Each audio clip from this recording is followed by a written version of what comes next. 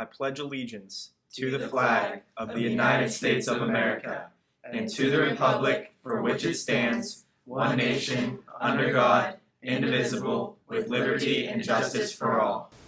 Good morning, CV. It's Katie and I here with today's morning announcements for Monday, February 3rd. Food pantry items are desperately needed for families in our district. Please donate crackers, mac and cheese, fruit cups, and raisins. Items can be dropped off in Mrs. Jones' room, and all NHS members are asked to read their CV email concerning the food drive. Center Grange Primary School has an event scheduled for Saturday, February 22nd and is in need of volunteers. You will receive 4 service hour credits. Please see Mrs. Jones' room for more information. Today's lunch is chicken tenders, and tomorrow's lunch is walking tacos. If interested in going on the Washington, D.C. field trip to the Holocaust Museum on March 26th, please stop by Miss Zillian's room in NB 113. This field trip is open to Miss Zillian's Holocaust students from this year and last year. Attention all NHS students. There will be a brief meeting after school on Tuesday in Mrs. Jones' room. That's all we have for you today, CV. Have a great day.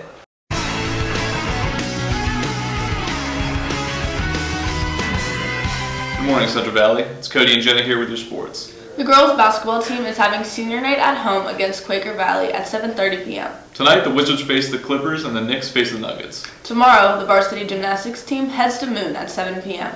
On Wednesday, a unified bocce match will take place in Ambridge at 3:30 p.m. 7th and 8th grade basketball teams will have a match in Newcastle at 3:30 p.m. That's all for your sports today, CV. Have a great day.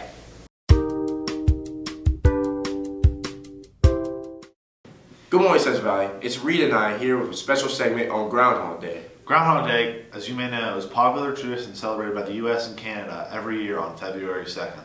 On this day, the groundhog will come out for his burrow, and one or two things will happen. If the groundhog sees his shadow due to clear weather, it will retreat back in his burrow, and there will be 6 more weeks of winter. But if the groundhog does not see his shadow because of the cloudiness, spring will arrive early that year. Although the tradition remains popular in modern times, no studies have found a consistent correlation between the groundhog seeing its shadow or not and the early arrival of spring-like weather. Every year, the ceremony is held in Punxsutawney, Pennsylvania, and they wait for Punxsutawney Phil to make his decision. Here's a video explaining the history of Punxsutawney Phil and Groundhog Day. Groundhog Day is celebrated annually on February 2nd. On this day, people use a groundhog to determine the length of the current winter season and the possible early onset of spring. This weather prediction is dependent on the day's conditions. 6 more weeks of winter are on the way if sunshine causes the groundhog to see its shadow and go back into hibernation. Sorry, folks. 6 more weeks of winter. While clouds and gray skies prevent the appearance of the groundhog's shadow and result in spring's speedy arrival.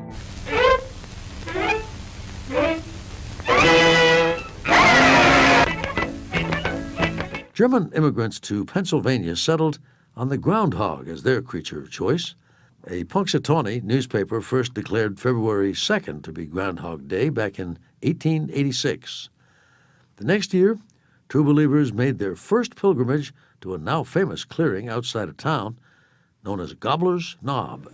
You may wonder what actually happens during the Groundhog Day ceremony. Here are some clips of last year's ceremony to give you an idea. Hey, ladies and gentlemen, it's the time.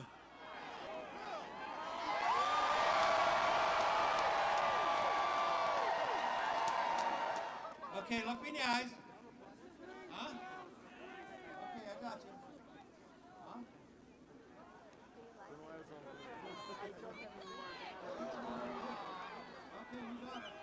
Rock.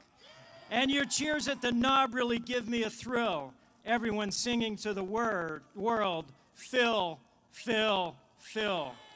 But predicting the weather, that's my song. For 133 years, I've never been wrong. So is it early spring or more winter forecast? Stop the music. Here is my forecast.